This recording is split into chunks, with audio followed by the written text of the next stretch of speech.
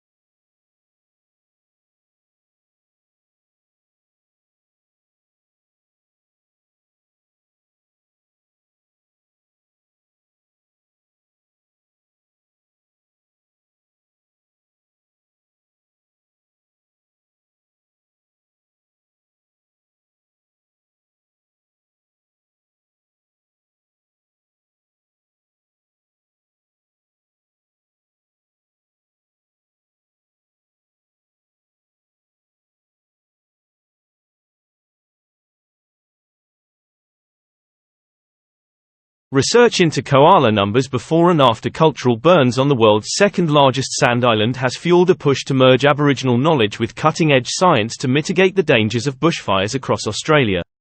University of the Sunshine Coast researchers and Quandamooka land custodians have hailed the success on Minjerribah, North Stradbroke Island.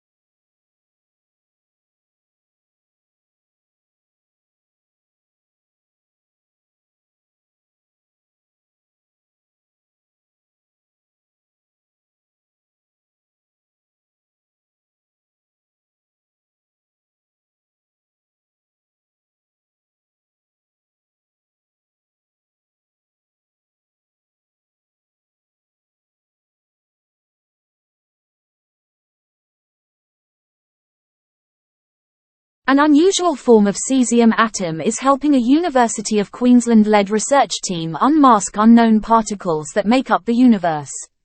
Astrophysical and cosmological observations have shown that the matter we know about, commonly referred to as standard model particles in physics, makes up only 5% of the matter and energy content of the universe.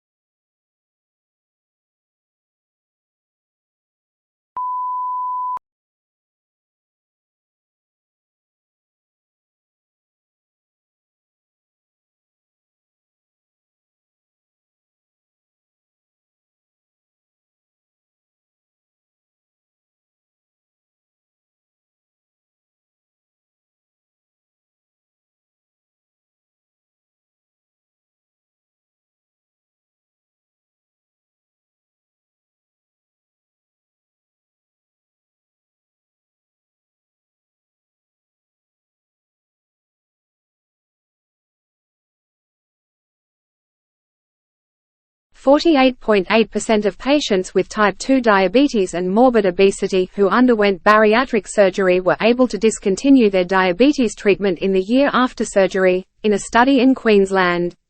Australian researchers looked at the health outcomes of about 200 people in the year after their surgery, and say the average patient lost 23.6% of their body weight relative to before the surgery.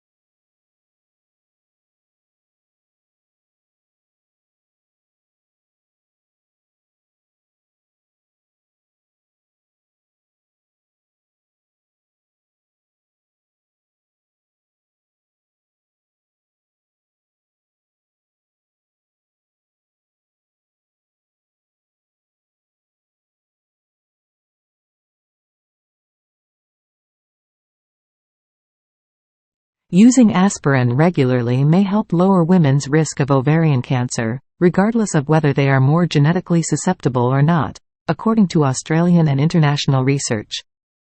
The research, which grouped together 8 previous studies, found that having known genetic variants linked to ovarian cancer doesn't appear to impact the protection women get from taking aspirin daily or almost daily use for 6 months or longer. Across the board, women who took aspirin frequently had around a 13% lower risk of ovarian cancer.